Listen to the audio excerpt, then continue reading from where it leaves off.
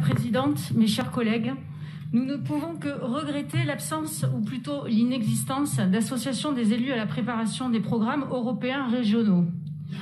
L'importance de leurs enjeux politiques et financiers aurait pourtant justifié une implication plus large du Conseil régional et notamment des élus de l'opposition.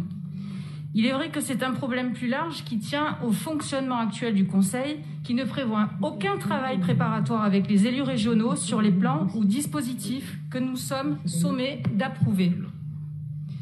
Nous discutons donc des choses déjà décidées, avec un temps de parole de plus en plus réduit et très encadré. Quant aux commissions sectorielles, parlons-en. Elles se résument à un simple passage en revue des dossiers conduits au pas de course dans un temps très limité. En tant que nouvel élu à cette assemblée et en tant que démocrate, cette manière de considérer le Conseil régional comme simple chambre d'enregistrement m'inquiète et m'interroge. Cette logique d'accaparement technocratique des décisions n'est pas conforme, selon moi, au mandat démocratique d'un élu. Il est vrai cependant que cette logique technocratique est constitutive du fonctionnement européen auquel vous adhérez. Les priorités détaillées dans ce programme sont d'ailleurs strictement encadrées par la politique de cohésion européenne. C'est elle qui fixe, par exemple, l'obligation de consacrer 30% des fonds à la transition énergétique anti-nucléaire. Je vois cependant un signe salutaire à la faible mention des éoliennes dans ce programme. Auriez-vous enfin pris conscience des effets néfastes de ces équipements pour l'environnement? En revanche, je ne peux pas en dire autant concernant la question des migrants. Oui, les migrants. Comme ces technocrates, vous refusez de voir la réalité du phénomène de saturation migratoire qui menace notre sécurité et notre cohésion culturelle et sociale.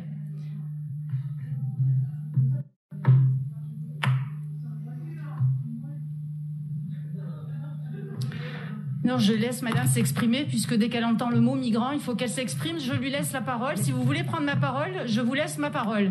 Je vous remercie. Au contraire, vous transformez la région en bassin d'accueil, doté d'un guichet social, pour lequel vous avez déjà consacré à ce jour plus de 5,5 millions d'euros de soutien direct à une immigration souvent clandestine. Cela va de l'hébergement, de l'insertion à l'emploi, des soins gratuits, à l'accompagnement administratif et jusqu'aux soins psychologiques de ces pauvres petits migrants. De quoi faire réfléchir beaucoup de nos concitoyens qui ont du mal à se loger, à travailler, à se soigner, à faire face à une fiscalité de plus en plus injuste pour eux. Pour eux, vous avez beaucoup moins de solidarité, vous avez beaucoup moins d'humanisme. Inutile de vous rappeler les chiffres de la délinquance due à l'immigration dans notre région et plus largement dans notre pays. Oui, Madame la Présidente, inutile de vous rappeler les agressions qui rythment le quotidien des Montpelliérains, des Toulousains et plus largement dans la région. Inutile de vous rappeler également que plus de la moitié des agressions sexuelles dans les transports, à Paris notamment, compétences régionales, sont du fait d'immigrés. Par ailleurs, se pose aussi... Vous voulez la parole? Je vous la laisse, il n'y a aucun problème. Ok, voilà. Par ailleurs, se pose aussi la question de votre gestion concernant les 829 millions d'euros de fonds européens. Or, l'expérience de la programmation précédente n'encourage pas à l'optimisme. Je remarque que si le taux de programmation sur lesquels vous communiquez sont très élevés, le taux d'emploi, c'est-à-dire de paiement aux bénéficiaires, sont en revanche très faibles, ce qui met en évidence une programmation inégale et tardive.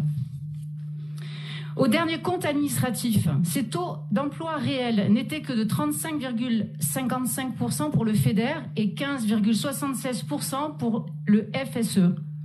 Le reste des paiements et leur certification définitive sont donc renvoyés à la période post-programmation, avec tout le risque budgétaire que cela fait porter à la région en cas de rejet ou de correction financière.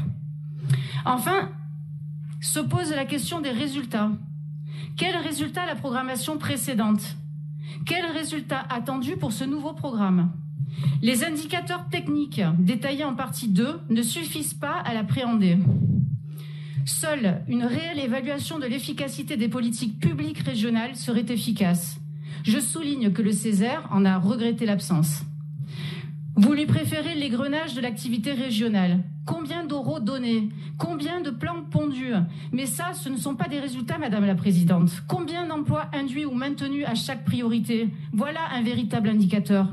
Quelle durée de vie des entreprises dont la création a été aidée, sachant que la moitié d'entre elles échouent dans les 5 premières années et que ce chiffre est encore plus élevé pour les startups dont la durée de vie est inférieure à moins de 3 ans pour 80% d'entre elles. Évidemment, cette culture de résultat ne fait pas partie de vos priorités ni de votre logiciel. Elle met trop en évidence l'inefficacité de votre politique de saupoudrage tous azimuts, dépensée sans compter. Ce sont toutes ces considérations qui avaient poussé le groupe Rassemblement National à s'opposer à la reconduction de la délégation des gestions de fonds européens à la région. Celle-ci est inadaptée et source de retard, comme l'a d'ailleurs souligné la Chambre des comptes en 2019. Rien dans votre proposition ne motive à revoir notre position. C'est pourquoi nous ne participerons pas à ce vote pour ce rapport. Je vous remercie.